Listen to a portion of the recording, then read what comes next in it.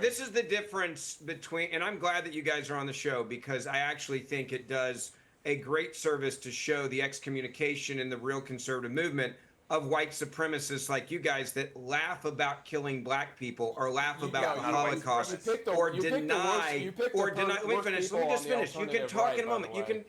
I'm happy to have a conversation with you. I go back to the core here with Nick.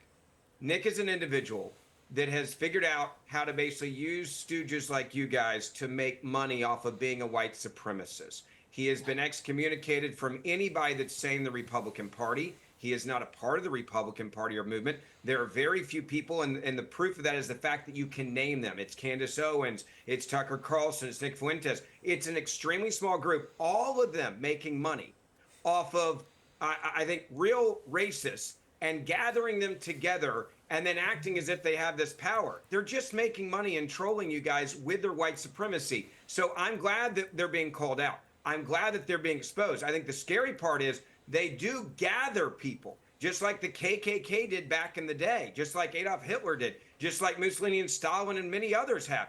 But the difference here is, at least the conservative movement, many of my good friends in the movement are calling them out on a daily basis because they understand the threat it is to conservatism, and we police our own. So I'm sorry you guys want to be associated with them. I'm sorry that you think the Holocaust didn't happen, or gas chambers didn't happen, or black people should be killed or dragged, or the N-word is appropriate to refer to African Americans.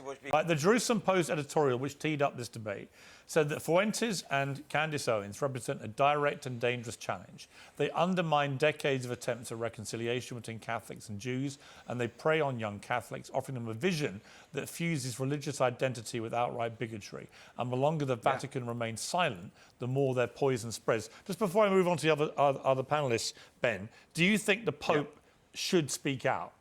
Of course. And look, real leaders lead on issues like this, and they don't see how many followers they may gain or lose. I think that's the saddest part about what you're witnessing with not only the Pope and the lack of leadership there, but with people like Tucker Carlson. I think he's been isolated since he lost his TV show. I think he's found a new audience in white supremacists. I think he gives an audience to these supremacists to come on, and he does make a hell of a lot of money. I mean, if your goal is to be a multimillionaire and to stack cash, it works. Candace and Tucker are part of that. Nick is part of that. But there's others that have to call them out and be loud about it. I don't do this because I'm trying to make money. I do this because I love this country. There is right and wrong. There's a line in the sand. And I say to every conservative I know out there, you're either on the side of Tucker and Candace and Nick, and you're a white supremacist that hates Jews and denies the Holocaust, or you're on the side of right and wrong.